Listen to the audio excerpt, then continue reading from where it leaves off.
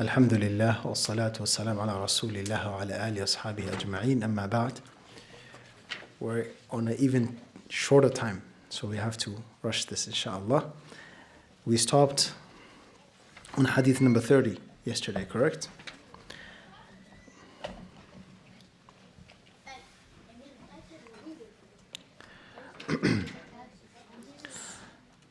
عن أبي ثعلبة الخشني جرثوم ابن ناشر رضي الله عنه عن رسول الله صلى الله عليه وسلم قال إن الله تعالى فرض فرائض فلا تضيعوها وحدد حدودا فلا تعتدوها وحرم أشياء فلا تنتهكوها وسكت عن أشياء رحمة لكم غير نسيان فلا تبحثوا عنها. In this narration, the Prophet ﷺ, he said, إن الله تعالى فرض فرائض. Allah subhanahu wa ta'ala has prescribed. Allah subhanahu wa ta'ala has prescribed legislation here. Allah Azza wa has prescribed legislations. فَلَا تُضَيِّعُوهَا. Do not neglect them. Allah, He prescribed religious duties. Do not neglect them. Are we clear? Allah subhanahu wa ta'ala, and He has obligated things upon us and religious duties. فَلَا تُضَيِّعُوهَا. Do not neglect them. Don't ruin them by not fulfilling those obligations. Whatever Allah has obligated upon you, fulfill it. Fulfill it. وَحَدَّدَ حُدُودًا فَلَا تَعْتَدُوهَا. And Allah subhanahu wa ta'ala, He has set boundaries. Allah, He has set boundaries. فَلَا تَعْتَدُوهَا. Do not surpass those boundaries. The sharia of Allah subhanahu wa ta'ala, it came with religious obligations. Religious obligations. The Prophet he's saying, do not neglect your obligations, such as what? Praying salah, fasting the month of Ramadan, obeying your parents. I mean, clear, these are all obligations Allah has obligated upon you. Do not neglect your obligations. Do not neglect your obligations. وَحَدَّدَ حُدُودًا فَلَا تَعْتَدُوهَا. Allah, He has set boundaries. Yahya, come sit in front of me. Come sit here. فَلَا تَعْتَدُوهَا. Allah has set boundaries. Do not surpass those boundaries. Allah said the khamr is haram. Do not drink the alcohol. Allah said zina is haram. Don't go near the zina. Allah said this is haram. Don't go near it. Any reason that's going to get you closer to that which Allah has set a limit to is eventually is going to lead you towards that. Understood? Whatever avenue is going to lead you to haram, you're supposed to cut it off. وَحَرَّمَ أَشْيَاء فَلَا تَنْتَهِكُوهَا. Allah has prohibited some things, so therefore do not violate this. Do not violate this by committing those things that Allah has made haram. This Prophet ﷺ has given us a clear warning. وَسَكَتَ عَنْ أَشْيَاءَ رَحْمَةً لَكُمْ غَيْرَ نِسْيَانٍ. Allah, He remains silent about some things. Some things He remains silent about as a mercy to you, not out of forgetfulness. This hadith right here, we understand that it is negating Allah from Allah subhanahu wa ta'ala forgetfulness. وَمَا كَانَ رَبُّكَ نَسِيًّا. Allah said, your Lord is not one who forgets. Allah is not one who forgets. So Allah, when the Sharia has not talked about certain things, it is not because Allah forgot it, because Allah, He does not forget. So therefore, rather it is out of mercy, out of you, that it was kept quiet. The time of the Prophet ﷺ, sometimes something is not legislated in the Sharia, is not mentioned in the Sharia, and someone comes and asks about it, and then the legislation comes. Now it became haram, or now it became limited, or something, a ruling came down to it. It's like the same statement of Allah subhanahu wa ta'ala, يَا أَيُّهَا الَّذِينَ آمَنُوا تَسْأَلُوا عَنْ أَشْيَاءٍ إِن تُبْدْ لَكُمْ تَسُؤْكُمْ. Do not ask about things that it's going to harm you later. Something was not haram, but you kept asking and asking and asking and asking, it became haram. And the legislation came down. So this was specific to the time of the Prophet ﷺ, and even to our time now, that there are some things that have not been mentioned. Do not think as though it's out of nisyan. He said, وَسَكَتَ عَنْ أَشْيَاءَ رَحْمَةً لَكُمْ, as a mercy to you. Do not, not out of forgetfulness, but out of mercy. فَلَا تَبْحَثُوا عَنْهَا. Do not seek it and look for it. Do not seek and look for it. Sometimes you find people asking a hypothetical question, what if this, what if this, what if this? Where do you think it's going to lead? There are some things Allah has remained silent about. رَحْمَةً لَكُمْ غَيْرَ نِسْيَانٍ. Allah, وَمَا كَانَ رَبُّكَ نَسِيًّا. Allah, He does not forget. So when something Allah remained quiet about in the Sharia, it does not mean that Allah forgot. Rather, it's a mercy. Out of mercy, Allah remained quiet about it. نعم إن أعظم المسلمين جرما من سأل عن شيء لم يحرم فحرم من أجل مسألته. نعم. And the people, يعني the one with the most crime amongst the Muslims, the one with the most crime is the one who asked about something that was not prohibited, but then it became prohibited because of his asking. So it's a heavy crime. يعني. نسأل الله السلامة والعافية. Next narration. عن أبي العباس سهل بن سعد الساعدي رضي الله عنه قال جاء رجل النبي صلى الله عليه وسلم فقال يا رسول الله دلني على عمل إذا عملته أحبني الله وأحبني الناس فقال ازهد في الدنيا يحبك الله وازهد فيما عند الناس يحبك الناس. This companion of the Prophet ﷺ, he came to him and he asked, he said, O Messenger of Allah, guide me to something, guide me to something, to an action that if I do, أحبني, Allah is going to love me.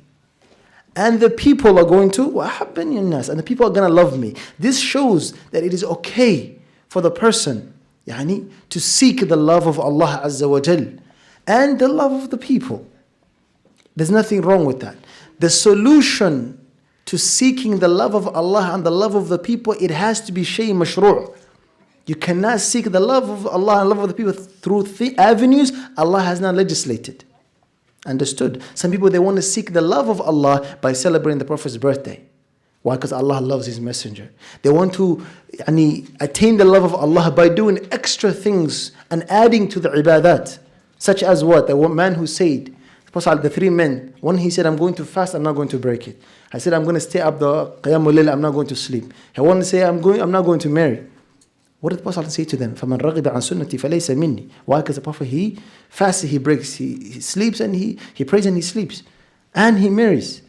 فَمَنْ رَغِبَ عَنْ سُنَّتِي فَلَيْسَ مِنِّي. Whoever turns away from my sunnah, he's not from me. So therefore, adding things to the religion or doing acts of worship that are outside of the religion to attain the pleasure of Allah in a manner that is not legislated, you're not going to attain the love of Allah subhanahu wa ta'ala. And the way to attain the love of Allah is something that is being mentioned to you in the narrations, the Quran and the Sunnah. قُلْ إِن كُنْتُمْ تُحِبُّونَ اللَّهَ فَاتَّبِعُونِي. Say to them, if you truly love Allah, follow me. Following the Sunnah, you attain the love of Allah. إِنَّ اللَّهَ يُحِبُّ التَّوَّابِينَ. Allah, He loves those who are repentant. So what do? You become repentant for Allah Azza wa Jal. You purify yourself all the time. You're somebody who's following the Sunnah of Prophet ﷺ. In the Hadith of Prophet ﷺ, وَمَا تَقَرَّبَ لِي عَبْدِي بِشَيْءٍ أَحَبَّ إِلَيَّ مِمَّا افْتَرَضْتُهُ عَلَيْهِ. And my servant does not get closer to me with something more beloved to me than that which I obligate upon him. If you do the obligations, Allah will love you. Khalas. These are things that are mashru' to attain the love of Allah, not in a manner that is not legislated in the religion. We shouldn't be following these Sufis, these types of other people who are doing acts of worship to try to attain the love of Allah. It has to be in a manner that is legislated in the Sharia. So he said, the Prophet, he said, "Izhad fi dunya yuhibbaka Allah." Renounce, come with zuhd from the dunya. Zuhd is to leave off that which does not benefit you in the akhirah. So you renounce the worldly life. It doesn't mean that you become, khalas, you don't eat food, none of that. La. Akhi, eating food and wearing clothes and beautifying yourself in this is something that is allowed in the Sharia. Allah has wa kulu wa shrabu. Drink. Eat and drink. Are we clear? قُلْ مَنْ حَرَّمَ زِينَةَ اللَّهِ. Who has made haram the beautiful adornment that Allah has made permissible? You are allowed to wear the best of your clothing. You are allowed to eat the good food. Does not mean that zuhd means khalas, I'm going to sit in the corner, I'm only going to eat tiny little bit. I'm going to wear clothes that are khalas worn. La. Akhi, if you want the zuhd, it has to come from your heart that you don't desire the worldly life. It does not busy you from the akhirah. It does not busy you from going back and wanting to go back to Allah subhanahu wa ta'ala. Rather, the Prophet he said here, renounce the world, Allah will love you. لأن you left the worldly life لأجل الله عز وجل. The people, the mankind, they love to be rich, they love gold, they love this, all these things, and everybody loves it. زين للناس حب الشهوات. So therefore, people love it. ولكن you're renouncing it لأجل من? لأجل الله عز وجل. Allah is greater than all of this, and you want the reward with Allah subhanahu wa ta'ala. That is better for you. So if you renounce the worldly life, Allah will love you. وَزَهَدْ فِيمَا عِنْدَ النَّاسِ يُحِبَّكَ النَّاسِ. Leave that which is with the people. Their wealth, leave what the people have on their own. Leave it alone. Don't ask the people for these things. The people will love you. لأن the more you ask the people, the more they dislike you. Even the one that says he loves you, today you keep asking and asking and asking. After some time, he's a son of Adam. The more he gives, it diminishes from him. But we took the narration the other day that if all of mankind, the human, the jinn, the first to the last, come together في صعيد واحد, and they ask Allah whatever they want, and Allah were to give them, it does not diminish the kingdom of Allah subhanahu wa ta'ala. But human being, he gives whatever he's asked of him, he gives it out, it diminishes his possession. The person is going to dislike you because you are causing decrease for him. Understood? This is the son of Adam. ولكن Allah, the more you ask Allah, the more Allah loves you. The more Allah loves you. So therefore, it does not diminish the kingdom of Allah subhanahu wa ta'ala. And Allah loves to be asked. How do we know Allah loves to be asked? In the previous hadith we took, Ya ibadi, O my servants, and all of you are misguided except the one I guide. Ask me guidance, I will guide you. All of you are naked except the one I clothed. Ask me for clothes, I will clothe you. All of you are hungry except the one I fed. Ask me and I will feed you. Allah loves to be asked.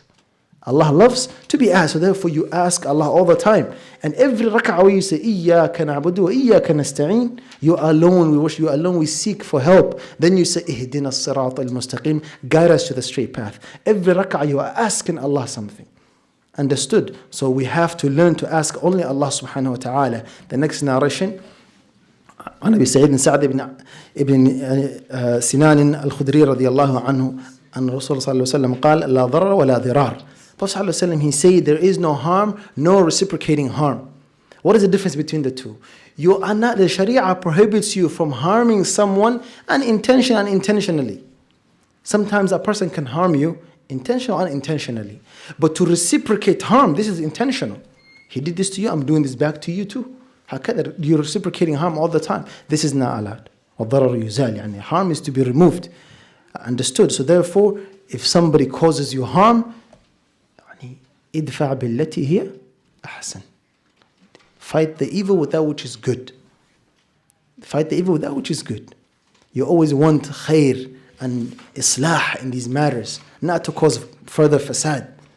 This is why understanding and the fiqh of the religion is needed. Sometimes the people, maybe they're going through some stuff in the government or something, and they want to overthrow the leader. This is going to bring greater fasad. You're not allowed to bring a greater evil. You're allowed to lessen the evil right now or remove it completely. But to bring a greater harm, this is not allowed in the Sharia. So here, there is no harm, nor is there reciprocating harm whatsoever. Even though we don't have the time to stop on it. We go to the next hadith. عن ابن عباس رضي الله عنهما أن رسول الله صلى الله عليه وسلم قال لا يعطى الناس بدعواهم يعني لادعى رجال أموال قوم ودماءهم لكن البينة على المدعي واليمين على من أنكر. In this narration, Ibn Abbas رضي الله عنهما, he said that the Prophet ﷺ said لو يعطى الناس بدعواهم لادعى رجال أموال قوم ودماءهم. If everybody was allowed to be given what he claimed for, people would claim the what? The wealth and the blood of other people. Meaning, if somebody comes to you today and says, this is my property, and they claim this, is it fair to give him that property because he claimed it? Salman, I'm asking you a question. No, that's injustice. But rather there has to be a system. Look at the Sharia of Allah subhanahu wa ta'ala. It's not a matter of only fixing your relationship with Allah and your worship internally and outward, but rather as a society. The Sharia of Islam, it came to fix administer justice on earth as well. So what happened here is the one who claims something, if it was allowed for people to just take whatever they claimed, it would cause great fasad, injustice and corruption on earth. People will take the wealth of other people and their blood and all these things. لكن البينة على المدعي. But the proof is, and the burden of the proof is upon the claimant. You're claiming something, bring the proof. What is your proof for this? You have to bring the proof. If you don't have proof, your claim is not accepted. Why? Anybody can make a claim. And this hadith shows us that there is great corruption. Dhulm is widespread. Because the fact that this is placed in here, that you have to bring proof, shows if there was no proof, what would happen? Dhulm would happen. How do we know dhulm would happen? People would just take the wealth and the blood of other people. Khalas. So and so, he killed this or he did this, I want his life. Because you claimed so, you have to realize there are some people whose natures are evil. They can claim things. They want to steal things. They want to do things. Just because they claim does not mean they're going to be given. Allah administered justice on earth. So therefore, the claim is not accepted without proof. وَالْيَمِينُ عَلَى مَنْ أَنْكَرَ. And the oath is upon the one who denies. If the person who's saying this claim is a lie, is not true, then this person has to swear on Allah's name. By Allah, this person's claim is a lie, is false. Then, al-an, this whole situation is no longer what? لأن we can only judge on what is apparent, right? We can only judge on what is apparent. وَأَمَّا, what is inside, it is left to Allah subhanahu wa ta'ala. So, understand, shabab, understand the importance and how heavy it is to swear on Allah's name. It is not a joke that we be swearing left and right on Allah's name. Rather, when you're swearing on Allah's name, it has to be something very, very heavy and very serious. Not a joke. لأن وَالْيَمِينُ عَلَى مَنْ أَنْكَرَ. In the court, the oath is given to the one who denies the claim. Somebody comes claiming something, they don't have proof. You who's denying, you have to take an oath, swear on Allah's name. Now the situation is no longer in this court. Which court is it in? The court of Allah subhanahu wa ta'ala. Then Allah's name was brought into this now. You swore an oath to Allah Azza wa Jal. And taking a false testimony, a false oath, is from the major sins. It's from the major sins. And you swore falsely on Allah's name, it is a major sin. A major sin. So now this situation of claiming and denying is left to the court of Allah subhanahu wa ta'ala, because if there is no proof, are we clear? If there is no proof, then the rights of other people cannot be given to you. There is no proof. You don't have any proof. Understood? So therefore, next time, when you're applying this hadith, you tell somebody, Akhi, this act of worship you're doing, it's not permissible. And he says, what is the proof it's not permissible? You remind, al-asl for the ibadat, that is not permissible unless there is a nas that says it's permissible. And the asl, the default for the rights of the people is that they are innocent unless proven what? Guilty. So when it comes to the dunya, everything is permissible except that which has been restricted by the sharia. For example, today our youth, what they say, everything in the religion is haram.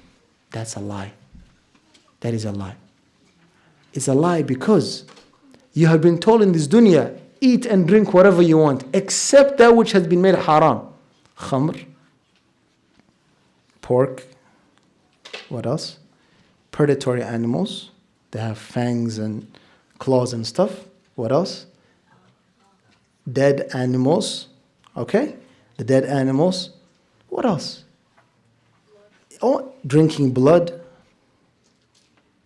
Intoxicants, these things. Besides these, how much halal you have? كيف تحكمون? How you say everything in the religion is haram. كيف? We live in a land where the haram is being magnified. Society is being magnifying all these things that are not permissible. Don't look at it from that lens. Allah has made for the dunya permissible for you a lot of things. They're not even equal. But when it comes to the religion, every act of worship, the ibadat, the acts of worship, they have to be legislated. You cannot pray 5 rak'ahs of fajr because what's legislated is only 2 rak'ahs of fajr. Or is it 1 rak'ah of fajr? 2?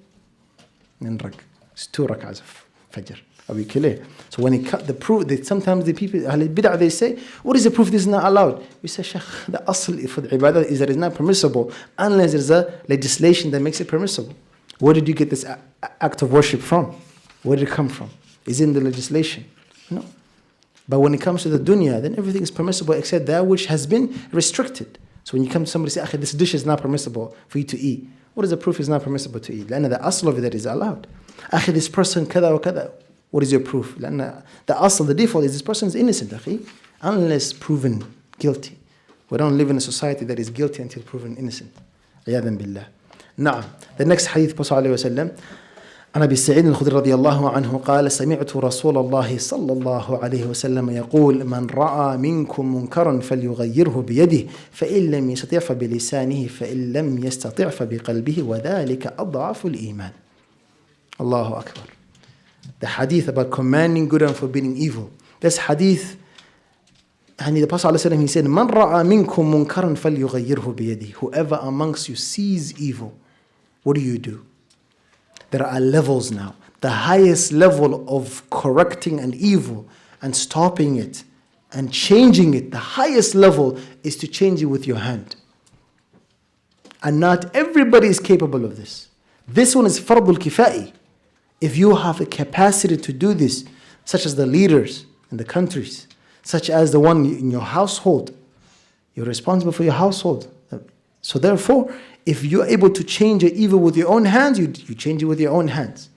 What happens if you're not capable to change the evil with your own hands? فَإِن لَمْ يَسْتَطِعْ فَبِلِسَانِهِ. The Prophet ﷺ, he said. The Sharia did not restrict only to one thing, but there are many avenues and many ways of you changing the evil towards good. And stopping an evil is not only one avenue.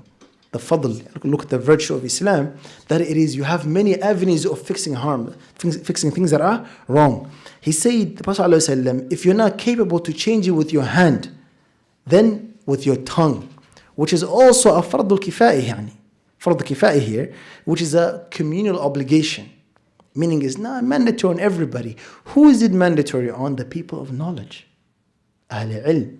They see this evil, they're able to speak about this and say, this is haram. This mas'ala is not permissible. But today people say, no. We want you to say name by name that this leader, what he's doing is haram. It's not a must that he speaks about the leader. And with this, هذا يخالف هذه السلف. This is in contradiction to the guidance of the Salaf for him to speak about the leader on the minbar and stuff. But he talked about the mas'ala, that this matter is not permissible in Islam. He's warning with his tongue, is he not? He is. So therefore, the one who's capable of, if you're not capable of removing the harm and evil with your hand, you remove it with your tongue. This one, if you're not able to do these two, what do? The last one, فَإِن لَمْ يَسْتَطِعْ فَبِقَلْبِهِ وَذَلِكَ أَضْعَفُ الْإِيمَانِ. Sit down, Yahya. حذيفة فليساعدنا. على السلام. So, rather, if you're not able to change it with your hand and with your tongue, what do? You hate it. فَبِقَلْبِهِ, you change it with your heart. You hate it from your heart. You dislike it and hate it from your heart. لأن the one who's pleased with something is like the one who did it. The one who's pleased with something is like the one who did the action. You don't want to be pleased with it. You want to dislike this evil, the munkar that you see. And this one is fardul ayn on everybody. And this is for the awam. It's for everybody, the general folk, every single person. Sometimes if you try to change something with your hand, a greater evil can come, right? Yes. If you try to change it with your tongue, another greater evil can come. But who's controlling what's inside your heart? Is somebody controlling and governing it for you? No. So therefore you have freedom inside. So what do? You dislike this evil from your heart. Although you're not capable of changing it with your hand nor with your tongue, the best thing you can do is dislike it and hate it from your heart. And he said, the Prophet said, وَذَلِكَ أَضْعَفُ, and that is the least of Iman. This is the lowest of Iman. The least. The least you can do is do this. So now what do we understand from this hadith? The characteristics of the people of Iman, the believers, is that when they see evil, they try to change it with their hand. If they're not capable of it, with their tongue. If they're not capable of it, they dislike it from their heart. Khilaf of who? Of the munafiqin, the hypocrites. When they see evil, they don't command good, they don't forbid evil. Allah said, the hypocrites, المنافقون والمنافقات بعضهم من بعض يأمرون بالمنكر وينهون عن المعروف. These hypocrites, what they do, they command evil and they forbid good. This is the acts of what the believers do. This is the opposite of what the believers do. The believers, Allah said about them, that they command good and they forbid evil. They command good and they forbid evil. And this is an amr that's wajib on all of us, to command good and forbid evil to the best of the ability. Another benefit we understand is removing harm is based on capability. If you're capable of it. If you're not capable of it with the hand, with the tongue, the least capability, which everybody can do, is to hate the evil from your heart and not to like it. And not to like it. Again, the person who's removing the harm has to be sincere in what they're doing it. Not seeking the worldly life. Understood? Not seeking it to encourage people to join his group or his hizb or his political party or these things. La. The one that's being mentioned here is the one that's doing it for the sake of Allah. This is one is from Iman. Habibana, sit down. Okay, Allah. This is the one that's from Iman. You're doing this evil and you're removing this evil for the sake of Allah. To get closer to Allah. And you're doing it as a command that Allah and His Messenger commanded you to command good and forbid evil. This is the reason why you're doing it. So therefore the highest level of it is for you to change it with your hand, which is for all the leaders and those in positions of authority. And it's fardul kifaya. And if you're not capable, change it with your tongue for the people of knowledge. Again, fardul kifaya, communal obligation. And if you're not capable of it, with your heart, and this is fardul ayn. Understood? This is an individual obligation. You see evil, you have to change it. Hate it from your heart. The people before us. All of you guys come sit here. Come on, yalla. Soka. Come on.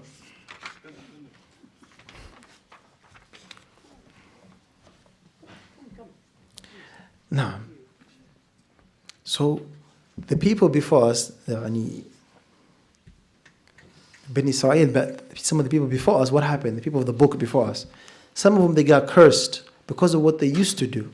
What did they used to do? They used to attain them the curse of Allah subhanahu wa ta'ala. لُعِنَ الَّذِينَ كَفَرُوا مِنْ بَنِي إِسْرَائِيلَ عَلَى لِسَانِ دَاوُدَ وَعِيسَى بْنِ مَرْيَمَ. For what did they used to do? كَانُوا لَا يَتَنَاهَوْنَ عَنْ مُنْكَرٍ فَعَلُوهُ. They had a specific quality, which was not forbidding evil. Somebody sees evil, that's not my problem. That's not my concern. That's not my concern. It is your concern.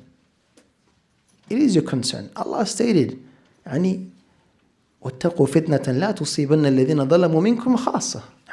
The fear of fitna, trial that's not going to affect those who do wrong only. Those who are around it. You see evil being done, you're going to be punished along with them. You're going to be punished along with them. Allah, He saves those who used to command good and forbid evil. What about those who did not used to command good and forbid evil? They either get punished with those people, or they're not even worth mentioning at all. There's no honor in that. What made us the best nation is commanding good, forbidding evil. كُنْتُمْ خَيْرَ أُمَّةٍ أُخْرِجَتْ لِلنَّاسِ. You are the best to be brought out of mankind. You command good and you forbid evil. And you believe in Allah. So a believer has to command good and forbid evil to the best of his capability.